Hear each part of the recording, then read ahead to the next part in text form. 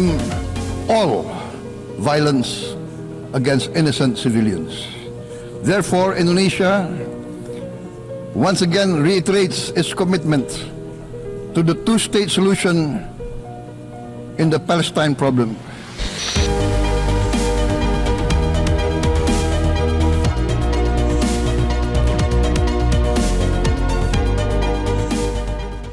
Pemirsa, kita akan masuk ke dalam pembahasan di segmen trending topik yang kedua terkait dengan Presiden Prabowo Subianto yang menyampaikan pidatonya di PBB. Betul jadi sekali. apa isinya ya, Jessica? Oke, jadi tuh Gemma dan pemirsa, tadi kalau kita udah lihat pemirsa, itu di teaser sebelumnya sudah dinyatakan dan juga ditekankan dalam pidato Prabowo di PBB atau di New York pemirsa terkait dengan two-state solution. Sebenarnya nggak cuma Presiden Prabowo aja yang menyampaikan. Kalau kita lihat nih pemirsa dari pembukaan sidang PBB, ini juga disampaikan oleh Presiden Perancis Emmanuel Macron yang juga menekankan terkait dengan two-state solution. Tapi kita akan fokus kepada Indonesia, yaitu Presiden Prabowo Subianto yang menyampaikan pidato sambutan dalam forum konferensi tingkat tinggi Perserikatan Bangsa-Bangsa soal solusi dua negara untuk Palestina dan juga Israel di New York, Amerika Serikat. Pemirsa, sidang dipimpin oleh Presiden Prancis Emmanuel Macron dan juga Menteri Luar Negeri Arab Saudi Pangeran Faisal bin Farhan Al Saud dan juga dibuka oleh pimpinan sidang yakni Emmanuel Macron, Pangeran Faisal, Sekretaris Jenderal PBB Antonio Guterres, dan juga Presiden Majelis Umum PBB Annalena Baerbock, dan juga sambutan secara virtual dari Presiden Palestina Mahmud Abbas. Jadi apa nih kira-kira yang disampaikan nih Kema? Jadi isinya nih Jessica dan pemirsa, Presiden Prabowo Subianto berbicara usai Raja Yordania Abdullah II bin Al-Hussein, Presiden Turki Recep Tayyip Erdogan dan juga Presiden Brazil Luiz Ignacio Lula da Silva dan Presiden Portugal Marcelo Rebelo de Sousa. Di depan para pemimpin dunia pemirsa, Presiden Prabowo Subianto mengecam semua tindakan kekerasan terhadap warga sipil di Gaza, Palestina. Presiden Prabowo juga berbicara soal dukungan Indonesia terhadap solusi dua negara untuk mengakhiri konflik Israel dan Palestina. Juga menyerukan penghentian kekerasan di Palestina. Jadi pemirsa, KTT PBB ini untuk penyelesaian damai masalah Palestina dan juga implementasi dua negara ini menjadi pembuktian bahwa Indonesia yang selalu mendukung kemerdekaan Palestina. Kita akan sama-sama simak bagaimana isi pidato dari Presiden Prabowo Subianto berikut ini. Excellency President Emmanuel Macron, President of the French Republic, His Highness Prince Faisal bin Farhan Al Saud, Foreign Minister of the Kingdom of Saudi Arabia, as the co-chairs of this distinguished meeting. Co-chairs, Excellencies, distinguished representatives of the United Nations, I wish to extend our deepest appreciation and highest regards to the governments of France and the Kingdom of Saudi Arabia for their leadership in convening this important deliberation. It is with a heavy heart that we recall the ongoing unbearable tragedy in Gaza. Thousands of innocent lives, many of them women and children, have been killed. Famine looms. Human catastrophe is unfolding with our eyes. We condemn all acts of violence against innocent civilians. Therefore, it is today with dignity that we gather. Pemirsa, Indonesia mengecam tragedi kemanusiaan berkepanjangan yang terjadi di Gaza dan juga mendorong bagaimana terciptanya solusi dua negara dan perdamaian segera mungkin. Presiden Prabowo Subianto di panggung Majelis Umum PBB menegaskan penyelesaian isu Palestina juga akan berdampak pada kredibilitas Perserikatan Bangsa-Bangsa sebagai organisasi multilateral. Dan selengkapnya soal rangkaian agenda Presiden di sidang Majelis Umum PBB ke-80, kita simak laporan langsung Marcelina Tumundo dan Ridwan Bima langsung dari New York, Amerika Serikat.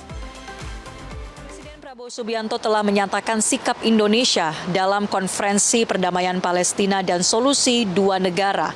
Konferensi ini digelar oleh Sidang Majelis Umum di New York, Amerika Serikat pada 22 September 2025, di mana setiap delegasi dapat menyampaikan sikap mereka berdurasi 5 menit.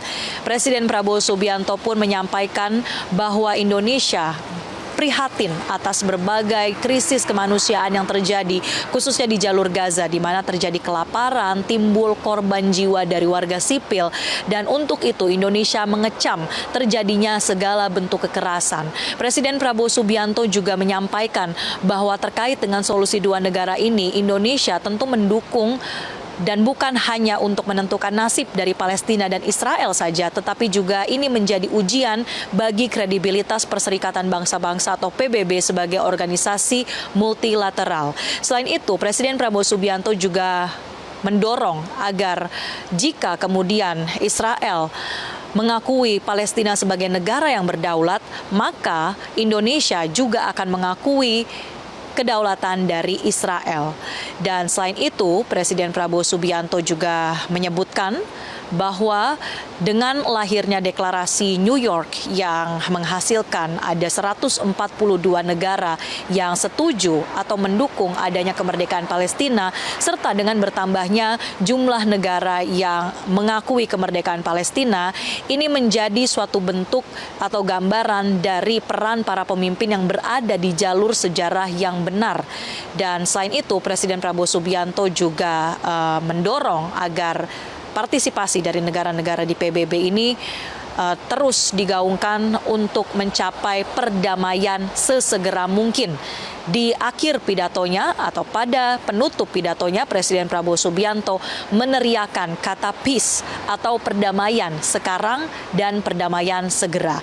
Kita juga lihat bagaimana respons dari para undangan ataupun anggota PBB, anggota dari konferensi perdamaian Palestina tadi memberikan standing ovation ataupun tepuk tangan bagi Presiden Prabowo Subianto usai ia berpidato di konferensi tersebut.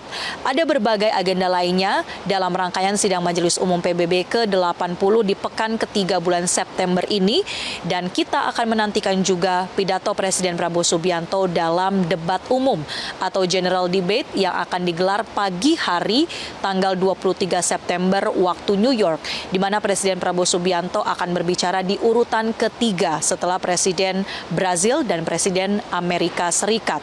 Presiden Prabowo Subianto tentu akan membawa ada berbagai sikap nasional, baik itu terkait dengan isu Palestina yang akan kembali ditegaskan ataupun soal reformasi organisasi multilateral PBB. Kita juga akan menantikan bagaimana sikap Indonesia terkait dengan kelanjutan dari pembangunan tujuan pembangunan berkelanjutan atau SDGs. Dan selain itu juga ada berbagai pertemuan lainnya, salah satunya adalah rencana Presiden Amerika Serikat Donald Trump yang akan mengundang atau menggelar pertemuan multilateral bersama dengan negara-negara berpenduduk mayoritas Muslim. Salah satunya adalah Indonesia.